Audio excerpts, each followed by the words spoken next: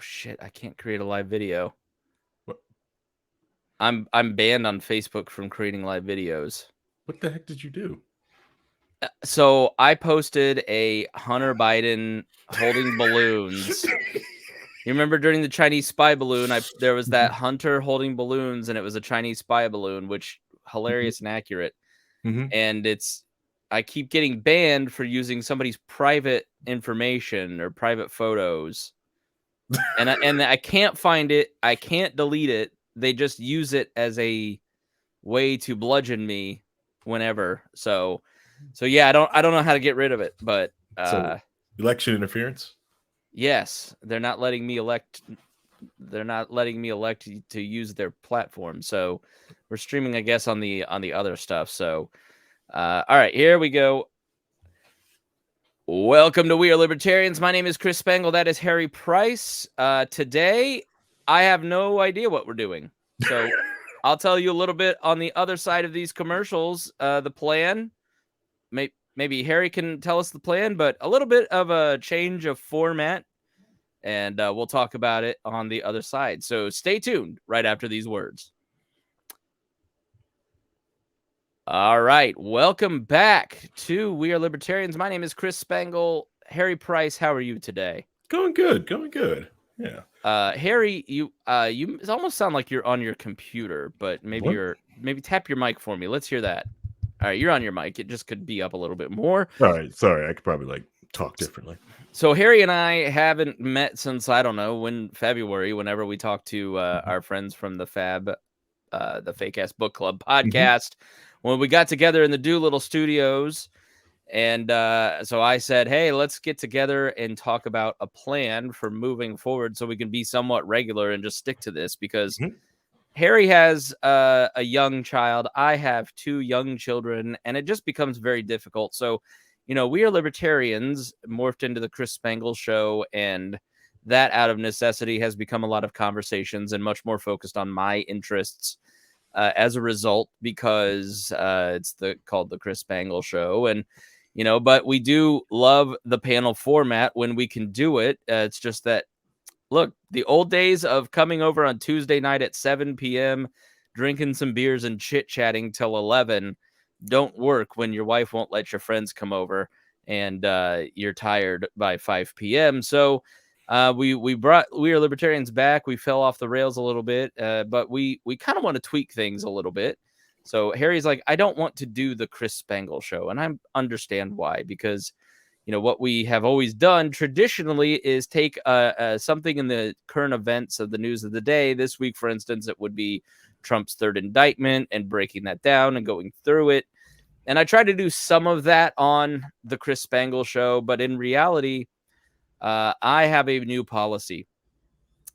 I like to wait for the facts, and I don't like to talk about things that I don't really understand. And what that has done is made my research and understanding of things much, much slower than maybe the constant current cycle of news demands, right? So it's hard when you've got 3 full-time jobs plus 2 little kids and a wife and a family to spend 20 hours a week like I used to researching some of this stuff.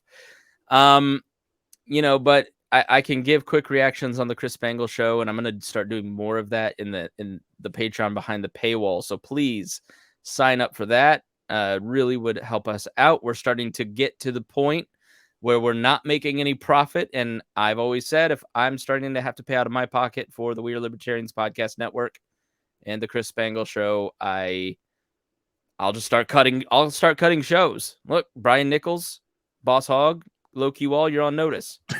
Don't make me release you as into free agency. So please sign up for the Patreon to support my efforts in podcasting and our collective efforts. So Harry and I talked, and we love chit-chatting with each other. We love chit-chatting with all of our friends. We love chit-chatting with Reinhold, and well, that's it. Yeah, everybody else sucks. But no, I'm just kidding, Paul. So we just sat and what do we want to do with this? If we can't kind of keep up with current events in the same way that we did 3 years ago, 4 years ago, if we can't really get together every week like we did 4 or 5 years ago. How do we want to do it? And so what we agreed on was Harry basically once a month, we're going to get together at the Doolittle Studios, or we're online today because I was out of town and I woke up at 10:30 and I'm tired. So I'm really tired today, Harry. I had a really cool opportunity that I will tell you about that is something I never thought I would be able to do, something that is very fun and that you will get to watch at some point in the near future. But stay tuned for that. It was very, very fun, but very demanding. So long story short, what we're going to do on the first of the month, the first Saturday of the month, is get together, Harry and I and our panel of folks. And I'm not going to prepare at all, which is the exact opposite of what we used to do. Harry is going to bring us the panel and you, the audience, chatting on our YouTube, Twitch, or Facebook. Not Facebook today because I'm banned for 90 days because I posted a photo during the Chinese spy balloon era of Hunter holding some balloons flying through the sky, and the caption was Chinese spy balloon. Hilarious and accurate, and they won't let me delete it, so they just keep using it to ban me. So I keep getting dinged for this stupid meme that I can't find or delete. So they won't let me live stream on Facebook. But we want you to get in on the comments and we want you to participate. And so, generally 10 o'clock on the first Saturday of the month, tune in live as we do this particular show. Ace Undead says classic deer leader. That's right. Getting banned for memes is one of the classic dear leader traits. I'm not even mean about things. I just post the truth, okay? In a funny way. But Harry has prepared some videos for us, and we'll prepare some things that no one on the panel knows about. It's going to be Harry's little secret. And he is going to bring it here to the show and surprise us. And Harry, this was really your idea. So I'm telling people that if it fails wildly, I can blame you. Correct. Yeah. I'm great for experimenting, trying different things out. It's the main thing we do on low key on Monday nights. So if you like this type of but maybe not this, we don't do this, but we do a lot of just experimenting, just trying different formats out, and just just having a lot of fun.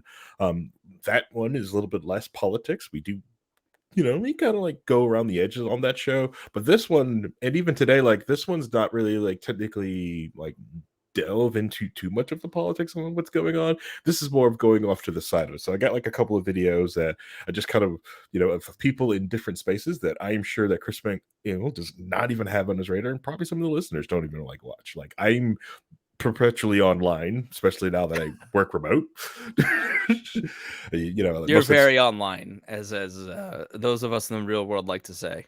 Yeah. The only time I'm ever offline is I'm at the gym or doing hot yoga. Other than that, I'm probably online because it's just easier this way. Yeah. So Harry's going to surprise us here after we thank our patrons, and I like the idea of Harry taking me into spaces that I don't see. I have for 25, 30 years just existed in the conservative magazine opinion space. So National Review people and people that are kind of in that vein. That's sort of been my formative group of people that have helped me understand politics. And then, the libertarian vein of Reason Magazine and Ron Paul and some of that. So that's always kind of been my thing. That's my feed. And Harry has a much different view. So we're going to, we're just testing it out today just to kind of get our feet under us. Yep. And then, next month, we'll mix in people like Reinhold and some other people and talk like that. But we just wanted to do this today, just he and I, to work it out and kind of set the template. Yep. But first, this would not be possible without our patrons. We are so grateful for everybody that donates to the Patreon. You are the ones that fund several different shows like the Boss Hog of Liberty, like Low-Key Wall, like Enemy of Our Enemy with our friend Hody Johns, Brian Nichols, and the Chris Spangle Show, and all the history podcasts that I'm working on quietly behind the scenes. And we want to thank especially our $100 a month members, Vincent Peichel, Lars Nordskog. Yes, I was right. Okay. Matthew Durbin, Reinhold, Christy Avery, and never last, and certainly not least, our good friend Jason Doolittle, who has been, like Christy, and Reinhold too. I mean, Reinhold's given a lot. Christy Avery has given a lot. Jason Doolittle has given a lot. And for many, many years, and, Matthew Durbin, Lars, Vince, you guys are getting up there, and we appreciate you guys. You guys are the backbone of everything that we do, and we're grateful for your contributions, as well as everybody else that is a patron. So please go to patreon.com/wearelibertarians, sign up there, continue our efforts. Kids are very expensive. Very. I just, we're working on some things that are going to help us grow. And I just, it's, if you get something out of all of the shows that we do, out of the Chris Spangle Show, out of the We Are Libertarians, then you've got to pony up. That's just how it works. It's value for value, Harry. Yeah, I did scare Dear Leader a little bit because I sent him like some of the screenshots of the photos of the receipts when Gunther was the Niku. Yeah, it's like, this is what we pay. This is many years of salary for me. I was like, holy cow. Christy says I miss Profiles on Liberty, and Caleb Franz is working on a book, and we'll have his book out soon. And then he and I have talked once he's kind of done with that. He may bring back Profiles on Liberty. He and I are talking about working on a different history podcast, mixing in maybe some stuff on the Chris Spangle Show. But Caleb and I are in talks on a new history podcast in addition to his Profiles on Liberty. So moving forward, my career is going to be less libertarianism and more history. That's what I'm interested in. It's what I love. And frankly, there's just not much about the libertarian movement that I appreciate. But I'm definitely, Harry, in a space where I am a libertarian. I love these ideas, and I'm more interested in kind of the development of the ideas and how we got here. I've brought back Liberty Explained. You can go check out the most recent episode there. That's really what the History of Modern Politics podcast is about. So I'm working on a few different history podcasts, and one of them is with Caleb. So yeah, I don't know, Harry, you and I met at like a libertarian movement event, and we've covered it for a long time, but it's not even just the Mises people. Like the Fakertarians people bug me too. And it's just, I don't look at the Libertarian Party or, LibertyExplained.com has like all these collections of organizations that were really big 10 years ago. Most of them are either not functioning anymore or are just completely right-wing, pro-Trumpy, trying to get a bite of the grift pie. And there's not many organizations that I think are just kind of like purely trying to talk about the ideas. Remnant Trust is one. Liberty Fund is one of them. And that's sort of, I think, what interests me, Harry, is the philosophical side of it, as opposed to like which libertarian presidential candidate is going to pop up and get 1.5%. Yeah, or like which one is the real one? Don't vote for that one. That one's the fake one. Right? But yeah, I feel you on that one, because it's more of I also like, especially with low key, I want to do like, yes, believe in these ideals and I do this thing, but I do other things, like I'm into computers. Like that's why I like bringing Vince and everyone else on. Like, hey, we did the whole media that brought our that shaped our ideals. So it's just be like, hey, listen, like, hey, we watch these anime, we listen to this type of music, so you can see people in these spaces doing the same things. Like, yes, like, so the whole spirit to me was like, we are libertarians of, this is us doing things out in the world, doing things, being libertarians in different spaces. You're exactly right. Like the whole point of it was always, we're a libertarian show that is having fun chit-chatting about the ideas, but you can not be a libertarian and listen to it and enjoy it, which is really where I'll ask you to set up the first clip. But that's sort of what we want to get back to, that spirit, at least once a month, having a show like that where we're maybe talking about some different things that's just not straight up niche, boring, what everybody else is doing type stuff. Yeah, correct. Yeah. The first clip I actually have set up is from great podcast. I listen to them I listen to their podcast, watch their YouTube channel all the time. It is he does really cool, amazing, different stuff. I really discovered him doing when this person was doing what they called like virus discussion. So they would set up like a virtual environment and talk like, hey, this is what this virus is. This is what it does. Really cool stuff. I like to do it, but it's like, but it's not my jam. I like watching it versus just sitting there banging my head against the wall. Okay, so this is a YouTube channel or what that talks about viruses? This is, he does that too, but he does all kinds of different other things. This video that we're going to watching is because of a dust up that happened on X or Twitter. It's Twitter. We're not calling it X. Fuck that. It's not Max. It's HBO Max. We're not doing this bullshit. We're going to call it HBO Max and we're going to call it Twitter. And I don't give a shit. I don't care what you want to call it. I'm tired of Icarus flying too close to the sun. Reality will set in and it's going to stop here. It is a tweet. It is Twitter. And take your damn sign down. It's annoying. I'm not an anti-Elon person like Harry is. I don't have a knee-jerk reaction, but this one annoyed me. And bring back blocking, because there's a lot of people I want to block. I don't want to hear from them. Sorry, I was waiting for you also to do the Picard speech. The line must be drawn here and now. No, I refuse. I will not call it Max. I will not call it X. Stop it. So it's a Deer Creek to you? Yes, it's still the Hoosier Dome to me. Damn it. That's fine. All right. So, anyways, so a dust up on Twitter happened between Mutahar, aka SomeOrdinaryGamer, and one of the largest streamers on out there in the world right now, which is XqC. Does a lot of amazing different streams but a lot of it like gambling and react streams. And the dust up happened, which will show. Kick up the video is the reaction to it. So, all right, I'll set it up. All right, yeah, here we go. Did it? Today's video is about a little controversy. Yeah. So okay, who's this guy? This is Mutahar, aka which his YouTube channel with some ordinary gamers, which like I said, great podcast. Check them out. Watch their stuff. We are not going to watch the whole video. I've got some time codes. We're gonna so we'll skip around. I've also lowered the quality down because I want you to go on his channel, watch it in full HD and amazing. Also, it's lower space on my hard drive too. Okay. All right. Hit play. All right. A little bit of juicy, debate back and forth.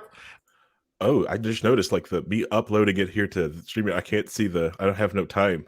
Oh no. Do you want to pause here and you pull up the YouTube video? Wait a minute. Oh, okay. Apparently, okay, I can see it now. No, I have to hover over the dot. See, this is why we wanted to do it with him and I, so we could work out the kinks. You're listening to a pilot, a concept episode. Yeah, concept behind the scenes. Usually we do this, we do stuff like this without anyone watching, but why do it? Look, not having our shit together and being unprepared is classic Wall. Okay. Right. All right. Let's see. Gotta. This is working.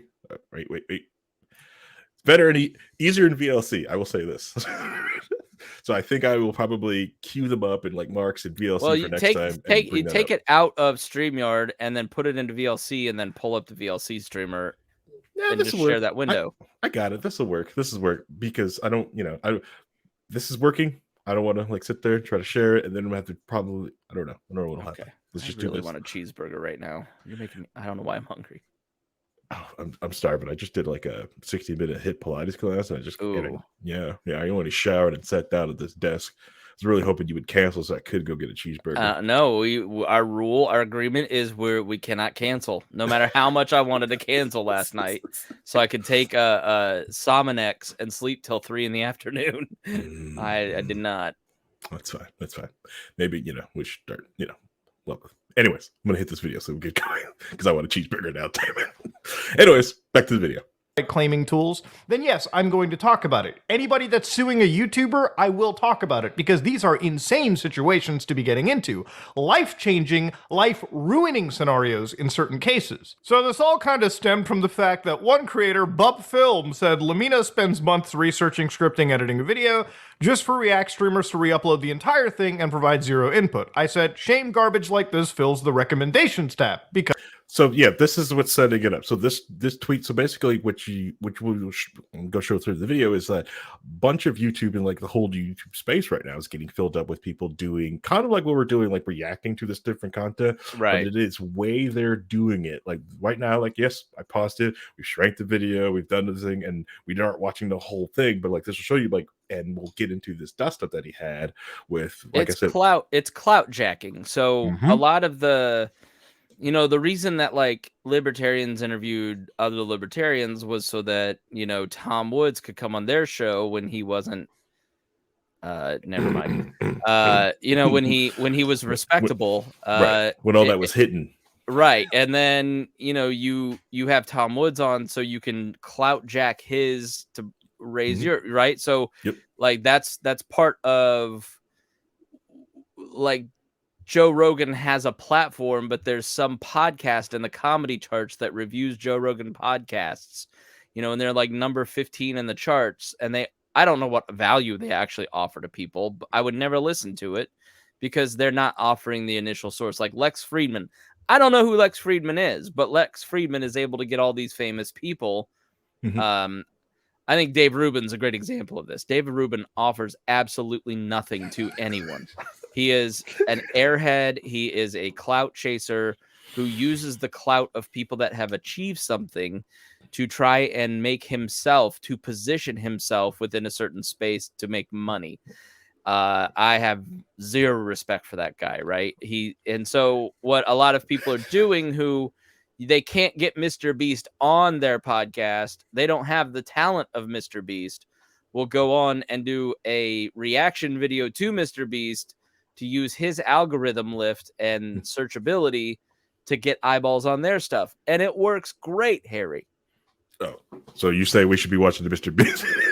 No, I'm just saying, like, but yeah. I think it's, I love Bub Film's original point here because it is really hard to sit down, write a script, shoot that script, edit that script, create the right thumbnail, and to build an audience.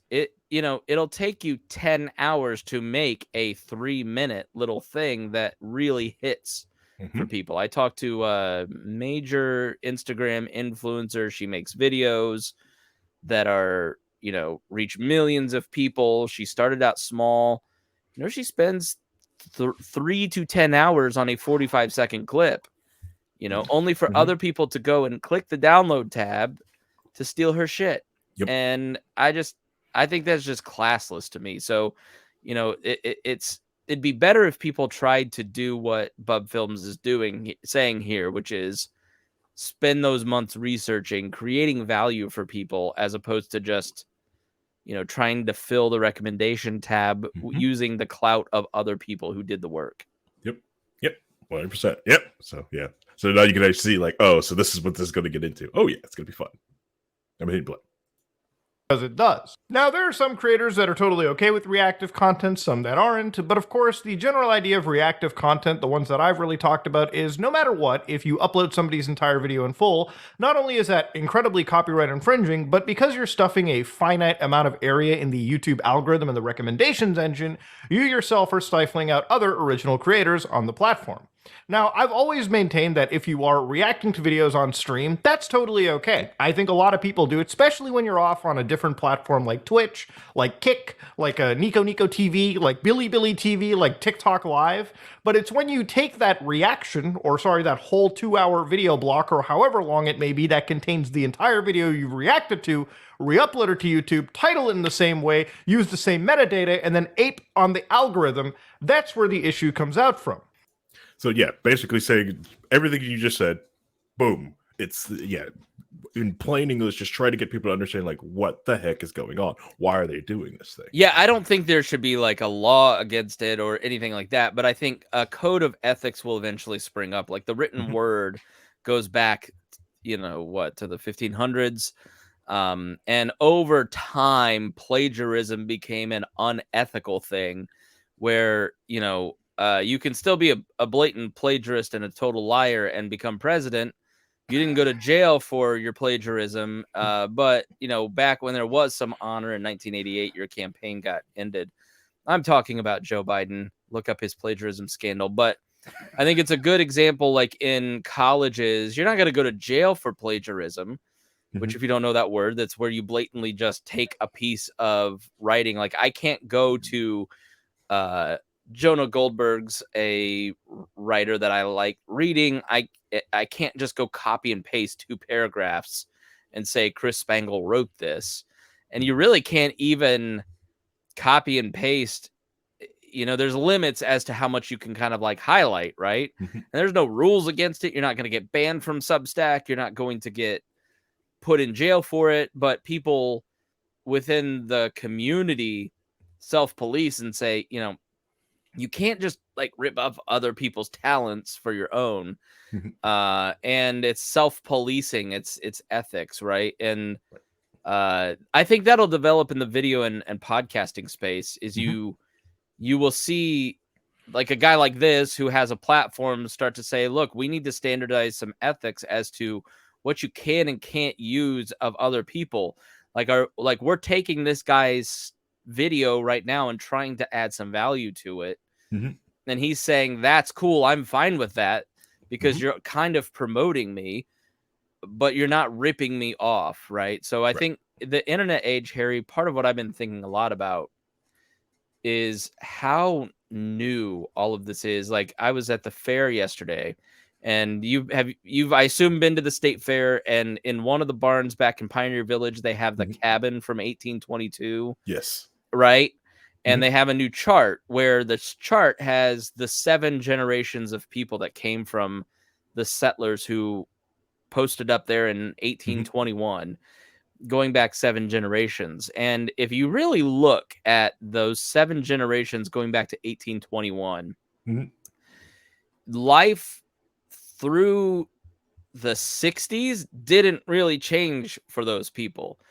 They your main form of entertainment was reading a book, or maybe going to a movie, or a theater show or whatever, right? Like and I think once you get to the boomer generation, maybe the Gen Xers in that chart, our generation and the previous generation, the acceleration of things has massively, the internet has changed everything. Correct. And blown apart the ethics because the world was so much smaller until the 90s. And we're just figuring a lot of things out right now. Yeah.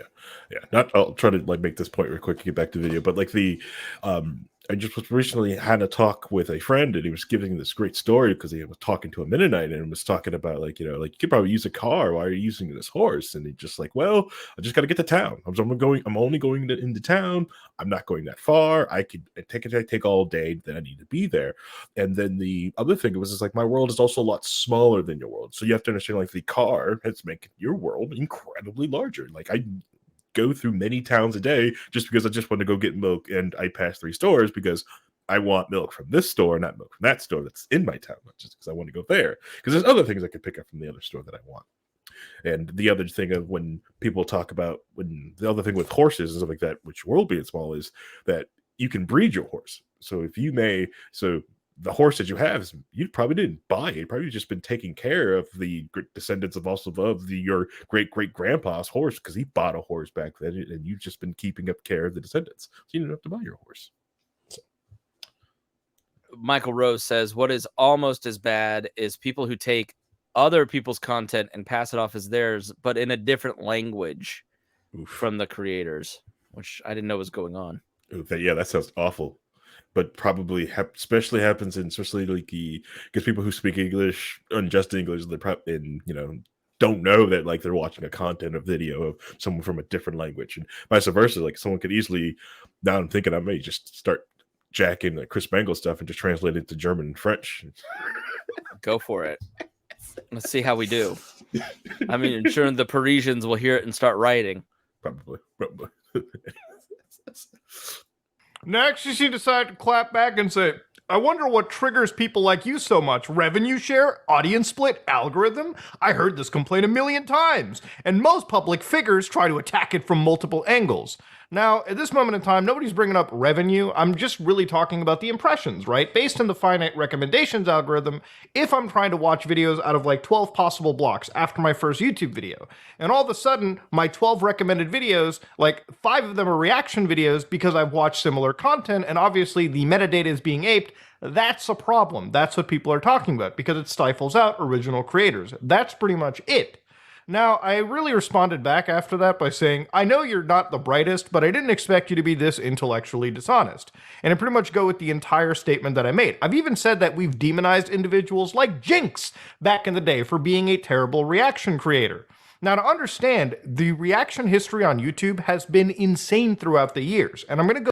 So yeah, so he goes to different examples like that, but I want you to go watch that video, watch his stuff like that. He did research, go like that. It's really cool videos that he does. But like the thing is, like with Jinx back in 2017, is that he would legitimately like would put on like whole videos. So almost like he would put on let's just say like a Brian Nichols video and just watch the video with him really small in the corner, just watch it. Kind of Mystery Science Theater 3000 it. Not even that. It's just more like, oh, darn, man, you got that. Oh, that's the worst. Ooh. Okay.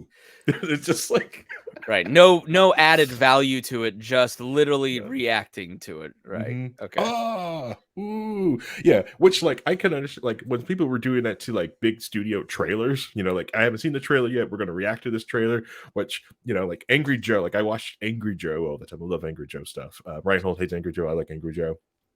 Which they would sit there, do that ooh and ah, and then stop, and then do the frame breakdown of the whole video. Like, yes, we just watched this trailer. We're gonna ooh and ah, and then we're gonna keep going with this thing. So it's like, it's an amazing time, but because you want to watch it there, but it usually waits. Lets the trailer comes out, let everybody watch it, let it get through that thing, then make something like that. But gotcha. But yeah, and the other thing that shows like yes, so like the revenue share, this is huge, like.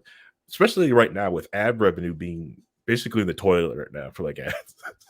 It's brutal. Our friend Eric Larson of I'm blanking on Paradox, excuse me. He does a show for Michigan State sports basically, and they just their network just folded underneath them. That happened to us at the Pat Down. Like it just, hey, next week we're folding. So find a new way to host your show. Ad revenue is completely crumbled. So you've got, that's why we're so blessed and fortunate to have our patrons, is that we don't have to worry about relying on advertising. We get a little ad revenue from obviously the ads that you hear from the Spotify ad network, which basically helps pay our bandwidth bill. But it has gone down 5 times what it was last year. So what I could usually count on as a pretty decent check that would be 3 to 5 times our streaming our bandwidth costs is now 1 to 1. So it's just that few people are advertising. Yep. Yeah. It's hitting everything. That's why like it's if you watch a lot of different streamers, stuff like that, you watch them because they all, you see more of the other, which is like the lower value ad revenue ads people are doing. Like Like I do one that because we're not going to do an ad for those. I refuse. Like Raid Shadow Legends, you see more of that type of like ads you get through. And but yeah, it's your website. That if you frequent up somebody's website, you like their content, toss them $1 or something like that in their Patreon, or buy a T-shirt from them. $1. I lower $1 patrons, but we get 30 cents from that. So yeah, $5 is very helpful. Because Patreon takes a fee on that. And then this week, what is it that was the whole thing with the whole kerfuffle at Patreon, because they were really slow to start paying people this week. I don't know if you really saw that. Yeah. I got mine, so I'm okay. But yeah, I noticed you didn't say anything. I was like, well, maybe it's not, because I saw the news report, like, well, maybe it's not as big, or they only go after certain people. So no, the problem is, like, if Patreon folded, and I thought about switching Patreon back when they were banning people. They've been really decent about that and kind of taking a different tact, but I'd have to get everybody to go re-enter their credit card somewhere else. Right. Yeah. And 25% of them may do it, 50%, so we've got that problem at Bob and Tom where I'm on outdated technology because I can't lose half my people. Correct. So that's one of the problems with the sponsorship model is if you want to move somewhere else, it's really difficult. Mm-hmm. Yep. And that's the other reason why it keeps fluffing like alpha goog of YouTube. People stay on it because it's too hard to move your audience. Right. And the people that can and do move the audience, it's like whether you love or hate Steven Crowder, his audience is able to just move with him everywhere he goes, which that is valuable. Yeah. So I can, so like I said, love or hate him, at least his audience is willing to move. The core of it is have you built a community around your content? One of our big problems was getting banned from Facebook, and it kind of killed off our community. So there's not as much community around the podcast as there was before Facebook killed off our group, which we just kind of lost connections to all of these people. And we have got like 300 people in our new Facebook group, but it's not the 2,500 with half of that being active in the group. And so, people always, when in my podcast consulting business, say, well, how do I monetize this? Like, you've got to work really hard to build community and connect with your audience, sometimes on a one-to-one personal level, through events, through groups, through, what you do with Low Key Wall is talk to people and be reliable content. We're going to be here Monday night at 8 p.m. and join in and the conversation, but revenue and monetization happens with basically you have to be consistent so people can rely on you to become their habit. And then second, you have to offer them friendship.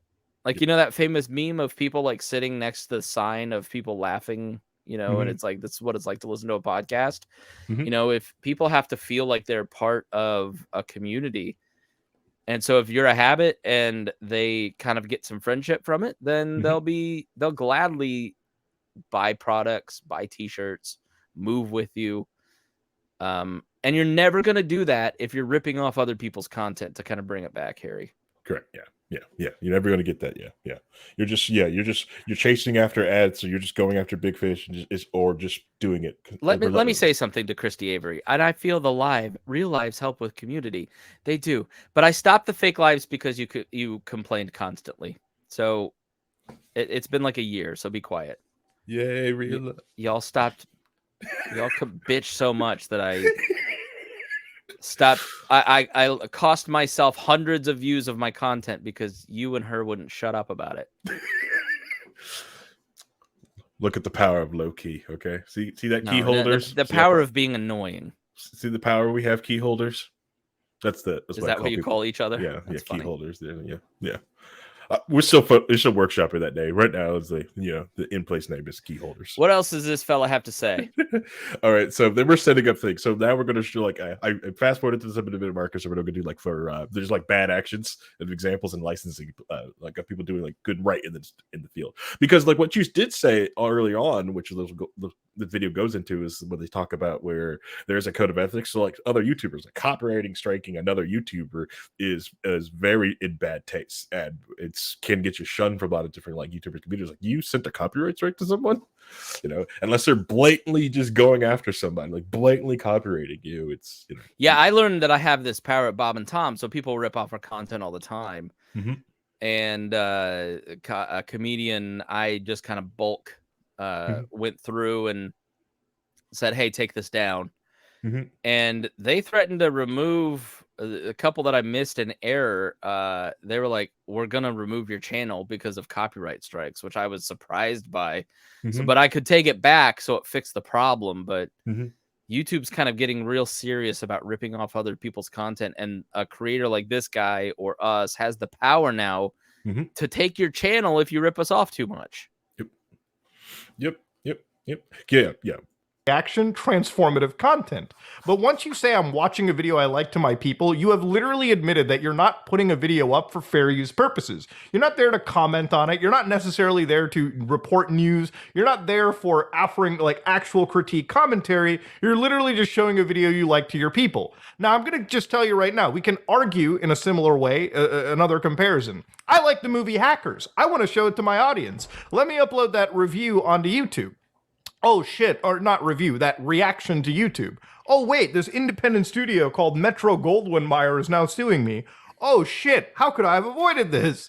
Now XqC even watched animes like Hunter x Hunter and The Dark Knight. The Dark Knight where Kick staff had to go in and be like, we just gave you a deal, don't ruin it. Why was that not uploaded to YouTube? Yeah, so yeah, XqC just got, became one of the highest paid people in sports for getting the massive deal from with Kick, was like which is rumored to be around $100 million to stream on Kick, and it was sit there watching The Dark Knight on their platform, just watching the video, just watching the movie in the little screen. I couldn't imagine having the money of $100 million and what I could do with content with $100 million. I know exactly I wouldn't sit there and watch The Dark Knight if I had another $1,000 a month, Harry. Mm-hmm. I would have a studio. I would have staff. I would have us making like produced TikToks that would teach the history of libertarianism, the history of political philosophy. I would have us doing regular content talking about current events and applying libertarian thinking to it. Like if I had $1,000 more a month, I would do that. Right? I have $1,200 a month right now, and so I can pay for all of our services and do this amount of content. But if I had $100 million, I would have a studio like MGM creating. I mean, why would you just sit there and watch? Like this is like 13-year-old wants to be a pro YouTuber crap. It's crazy. Yep. Largest streamer. Crazy. Yep. Was it because you didn't want to share that with the YouTube Andes, the frogs? Or, maybe it's because there was a big studio stopping it the entire time, and you realized that you couldn't get away with it, and you could have actually faced a lawsuit. XqC's numbers are actually so large that some people, if they were suing him, could consider him a broadcaster at this point, believe it or not. Now, XqC's response to me was, damn, I knew you liked using big words so that people would give your takes more importance.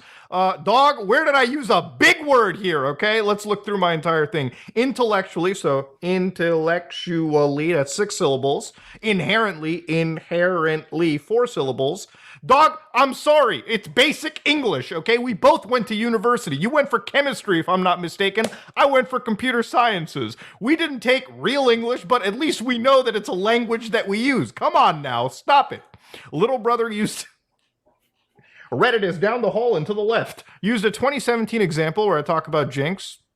Yeah, we talked about why that was demonized back then. And for the large part, people still demonize it now. I'm sure there are some fervent supporters of this behavior, but then again, they don't have actual evidence, they don't have facts, they don't have a cogent point for this.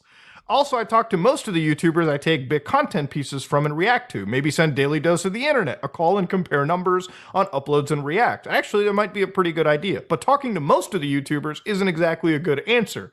Unless your team is talking to all of them, your team never contacted me for watching any of my videos. Again, I'm not feeling bad about it, but I'm just saying, if you're going to say that you're talking to most, you should try to talk to all.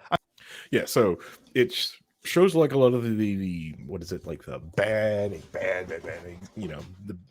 his basically bad faith response to it.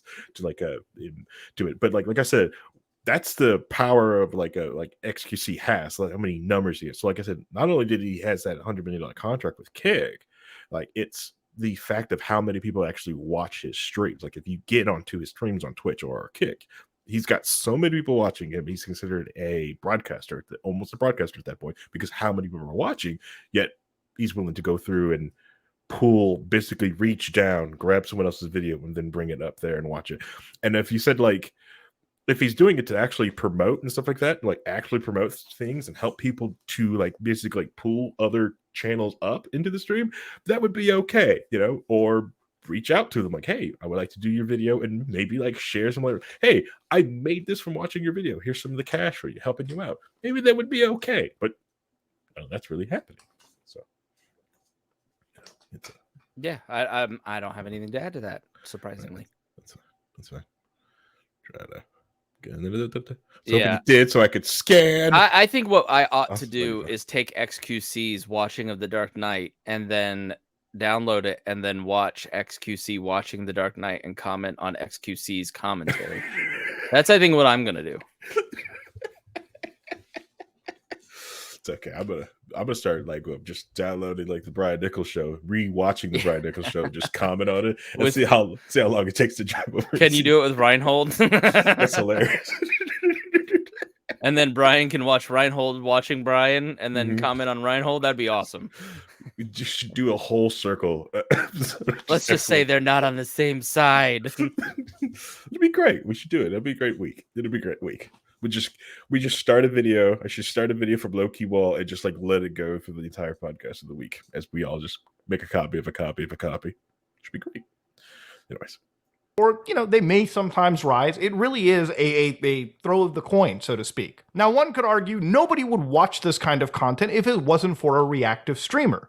And this is where we get into situations where I just have to say it doesn't matter what the audience in the situation thinks, okay? Because at the end of the day, uploading somebody's entire video onto your channel is very much against the law, against the legal framework of copyright and fair use.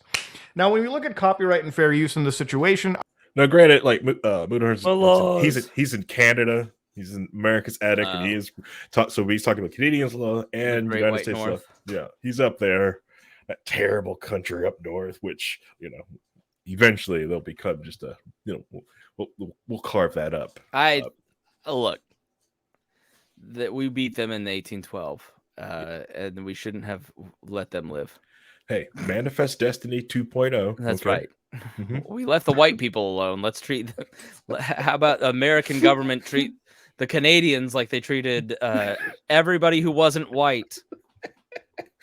Tell you, this will work out. We'll just start going north, and we on the guys that we're just going to give the land back. Oh, I stop in Canada. Let's just go over Canada, keep going into Russia. Let's go. Personally, honestly, anyways, I don't want to get into that discussion. All right, let's continue on. Yes, I do have a question before we go. Like, do you also have the ability to pause and watch the video, or is that only my control? I think it's just you. Awesome. Okay, but that's not awesome. I was hoping like you could like pause, especially if we got to a spot like, hold on, what did you just say, and rewind? But you can't control it. That sucks, but it's fine. I'm going to show you from these. No, I do have the ability to pause and all that. Yeah, I just figured it out. Nice. Okay, nice. Let's keep going. Hey, that's good. Like I said, we're testing out bugs here. So now, like, I could put a video up, and if he says something weird and rewind, he doesn't have to ask. Harry, what do you think of the point that he made? What the point of what the Stanford University? Back to the video. So there are 4 factors. Okay, maybe you shouldn't have this power. I have too much power. All right, let's go. So he's basically he's getting ready to go over like the laws of fair use. Fair use is something that we talk a lot about at Bob and Tom because we use other people's news stories to generate our content. And, I've thought a lot about it here too and looked into it. And people misuse fair use. They just sort of say, well, I'm talking about it and tweaking it with my commentary. So that's fair use. That's not exactly what fair use means. So it's kind of good that he's covering exactly what this is. Correct. Yeah. It beats. Yeah. So like, if I sat here in my room with my beanie on and just read New York Times constantly at people, it's different.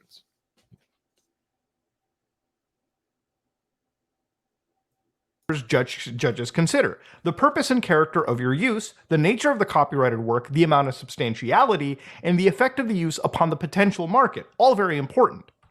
So, for instance, one of them is the transformative factor. Has the material you've taken from the original work been transformed by adding new expression or meaning, new information, aesthetics, insights, and understanding?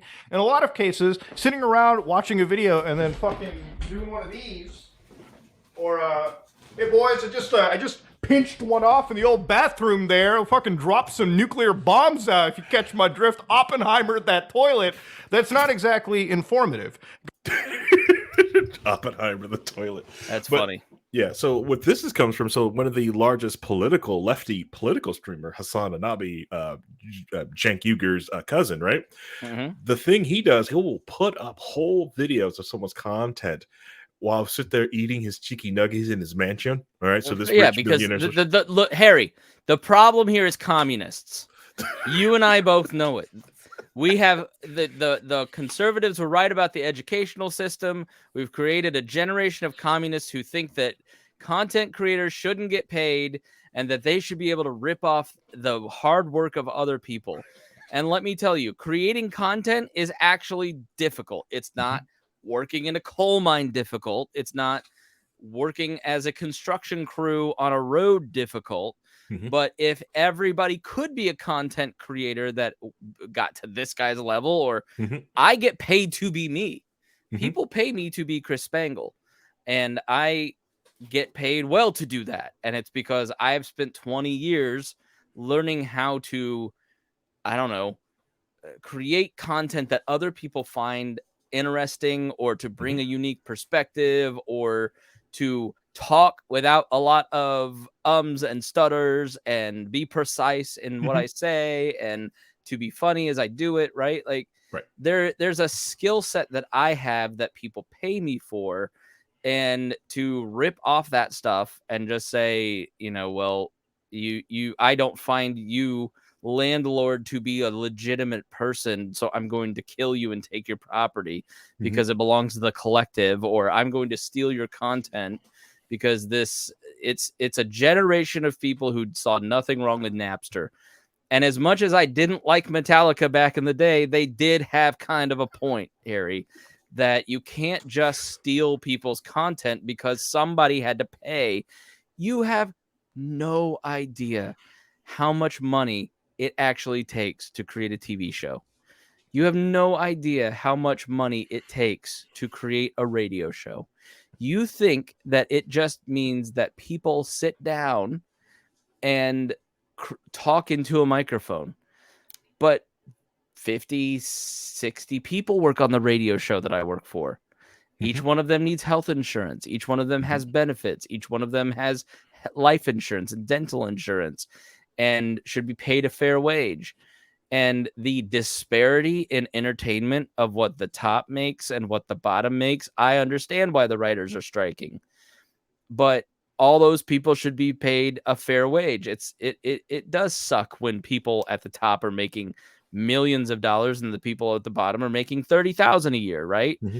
But we have a whole generation of people under 40 that think that it's just easy to do all this. And it's not. It takes skill, it takes talent, it takes time, and people should be paid for it. But communism is the problem, Harry. Yeah. But that's okay. They're also raising a group of kids who sit there and watch them continue to do this, and they're like, I can do this too. Yeah, and I think that's cool. Like, I think the writer's strike has like broadened this, so now there's like a whole bunch of people who are working on independent movies, and it could be a huge boon to the independent movie industry, right? Like the breakdown, as much as I hate the breakdown of the radio industry, my dream was to do a talk radio show. Like, I don't know that I'd want to go work for one of the 5 conglomerates that run radio networks. Why would I want to do that when I could do this my own way? And if I'm good enough, then I can build my audience, right? But it turns out I'm marginal at this, so I've built a marginally good audience, Harry. Right? You know, it's opened up so many new people to do stuff, and I think that's all cool. But you know, we really, I think it's just about being a person of honor, and that's the problem with communist, Harry. They have no honor. They think everything is theirs. Well, yeah. Well, to be fair, nothing was really stolen, you know. Right. Why should, you know, you saw it earlier in the comment. Why should this guy get paid revenue when that guy thinks that he should take the content for the revenue for himself? That guy's a communist. I guarantee it. Yeah. That's the other thing with I think, I don't want to go like, because we talked about the residual stuff on Monday on Low Key, was like the idea of, I can understand like the different residuals for streaming, but I'm wondering if like once data really comes out, it's like, what if the stream services just cost more to run the things and does this check, or they actually are getting screwed, or no one's really watching it? Who knows? I pay for bandwidth, so the more people that download the We Are Libertarians podcast or stream it, the more I have to pay Megaphone. Right? So at Bob and Tom, we stream to different services, and the more people that listen, the more we have to pay for that. And so we run ads on that stuff. I run ads on the podcast to pay for that bandwidth. Yes. And, you know, the goal is to make more profit than have your cost, but there's a cost to it. It's not as simple as just, I think, because people can kind of turn on a Twitch stream and can broadcast to Instagram Live, they just sort of think like this stuff is cheap. But a reality TV show will have hundreds of people working on what you think. Oh, there must be five people on a camera crew following a guy on Survivor. Well, no, there's like 300 people in the Philippines on the Survivor set, right? Including the talent, including the right. So none of this stuff is free, you know. And that's I think, you know, I was saying, well, I bought this many books, and Tad Western was like, well, why didn't you just steal it off of Napster? I'm like, why would I do that to somebody? So I think when you make your living the way that I make my living, you sort of go, you know, look, I'm happy and I'm comfortable. I make a middle class, lower middle class wage, right? Doing the things that I love. It is not hard. It's everything I love, but like, I could easily just end up selling insurance because the ad market falls through and this thing falls through, and then all of a sudden I have no audience and I'm done, right? So it's a much riskier proposition with high up rewards, but people just sort of, I think, because we grew up on Napster, well, why don't you just steal that book? Well, somebody spent the average time to write a book is 10 years of a person's life distilled down into 3 years of writing into a single day where it's published. And what is the 10 years of gathering knowledge and the 3 years of hard work worth? Right? They're gambling. Caleb is gambling. He's been working nonstop on this book. And when it gets released, that time should be worth something. Right? And it may be worth something to 50 people, or it may be something to 10,000 people or 1 million people, and hopefully it's more, right? But I know I'm rambling, but I want to make one more point. You know, it's just sort of changed. Everything's changed through the pandemic, right? Now I'm not going to make this point. I'll move on. It's not germane. It's interesting, but it's not part of the subject we're discussing. I'll save it for another day. See, I have to make sure he's hungry, so he wants to end this thing. My wife is making like hamburger helper or something downstairs, and I'm dying right now. So let's try to land this plane in 10 minutes, Harry. Oh man! All right. Well, I've got like 4 more videos to go. No, well, we'll just have to do this video, and then I think what we can do is, you know, maybe that single Saturday we could do 2 episodes and then make it a bi-monthly show, maybe. Yeah, consider because also, we add in Reinhold and other people to comment in here, it's going to add an hour per person. Oh yeah, probably, yeah. One of the YouTubers I watched, they get up to 12 to. They did a 20-hour stream for a. No, trying to go through video, which when I showed it to Ryan, he's like, "Yes, let's do that." I'm like, "No, I will go to sleep." What are you doing? I will go to sleep. What Come on, baby. What are you doing? Middle of your rant. No, but this is with the end. Like there's like a little bit more on here where they just more of a talk about more fair use and give some great examples. But I really did want to touch on that Hassan Nabi one because, like I said, he is one of the largest lefty streamers on Twitch, and he will constantly do that. Will put your video on and comment about it. And I'm not talking about like studio. It's just like if he wanted to say like, well, this is where Chris is wrong, he will get up, let your video keep playing where you're sitting there doing all this work describing about India and history, will go let his audience watch it on his stream, get the money in the chats for it, and then come back to start commenting on it. And yeah, it seems it's acceptable, and Twitch won't do anything about this, you know, because you have to know he's doing this to sit there like so. Yeah. It's almost like I don't know. Maybe it's a business. I should probably like get producer Paul to do like just watch his stream and send information to people so they can copyright strike it. It's just impossible. Like, you know, managing the digital brand for a Heritage 40-year Hall of Fame radio show with 100 affiliates, like, you know, with 60 albums worth of material. I could have somebody all day sit on YouTube and taking down the stuff that we are entitled to earn revenue on, that other people steal and upload to YouTube. But what's the cost benefit of that, right? Like taking somebody else's material down, isn't it kind of better to maybe leave some of that so fans can have access to that material that you're not going to have time to post as a staff of 4 in the digital department? Like, you know, what's the egregious stuff, right, that you want to take down?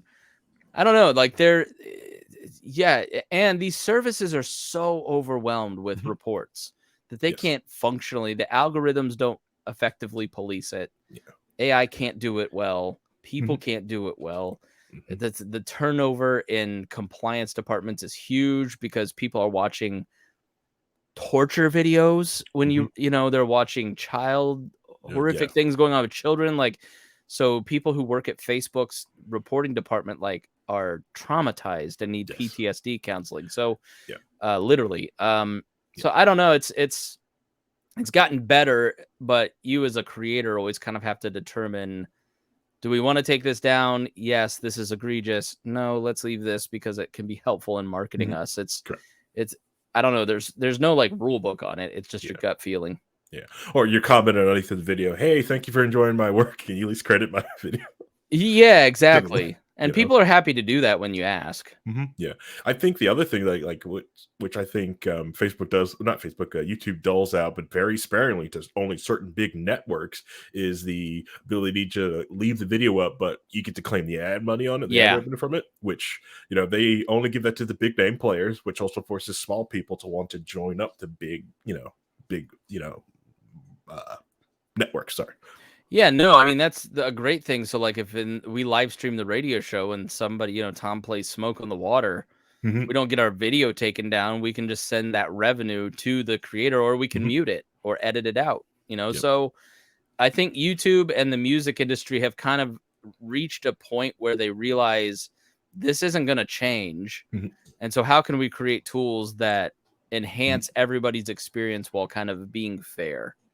I never thought about like the compliance nightmare of your show, especially with the guy just sitting there like, oh God, I'm a radio show, I can play music all I want. I'm like, ooh. Yeah, well, we have licenses for on air, and there is no licenses for podcasting, right? So you got to edit that stuff out of a podcast because the copyright law in a podcast, if I started playing music right now, the last judgment was that it is considered Napster. So if I were to play copyrighted music in this podcast right now, YouTube has a way to deal with it, which we just talked about. But in podcasting, it's been ruled by a judge that it's an illegal music download. So that's why you can't use copywritten music in podcasting. And they're working on that licensing situation in the future where I could go and sign up to blanket cover the We Are Libertarians Network podcast so we could play copywritten music, right? Oh, that's going to be expensive. But I pay $30 a month. One of my costs is $30 a month to a service called podcastmusic.com to allow me to play. You're listening to the We Are Libertarians podcast network. Find all of our shows at wearelibertarians.com. That bed underneath it, this part. So I have to pay $30 a month to be allowed to use that bed music. You know, I paid for this thing. All right, let's get back to some boring subjects. Right, that was created. I paid $150 for that created intro, and I don't ever have to pay them another dime for that intro. But to use that's royalty free. I don't have to pay them every time I play it. I have to pay them a monthly fee for a blanket license to use that. Right. So that's just another one of those hidden costs of like running a podcast, is that you've got that stuff in there. But yeah, I mean, there's if you get caught, right? If you get caught playing Led Zeppelin by somebody, they have to police that, right? I can play Led Zeppelin in this podcast all I want, but you've got to catch me to find me. But if you find me, it can be life-ruiningly expensive for creating an illegal download in this podcast. Hey, but those licensing agents, those people that own the licenses to the music, they pay people to go through and like find these things. Like Adobe does. Adobe does this. They hunt. Like I tell people every time, it's like, why buy the Pro when I just get the Student Edition? I'm like, Adobe pays people to hunt you that down. There's little watermarks in it, and they find out. They will come after you. Just pay them the money. So if you, I don't know how they do it, but if you Apple has a podcast promotional thing. So you can go to this website and download a promo image for your podcast or your episode. And if you share that image on social media, you get credit in your podcast rankings. And I don't know if there's some sort of metadata in that, how they track that. You know, because I'm thinking if I just download it to my computer and upload it to social media, you've rewritten kind of some of the metadata, but they figured it out, right?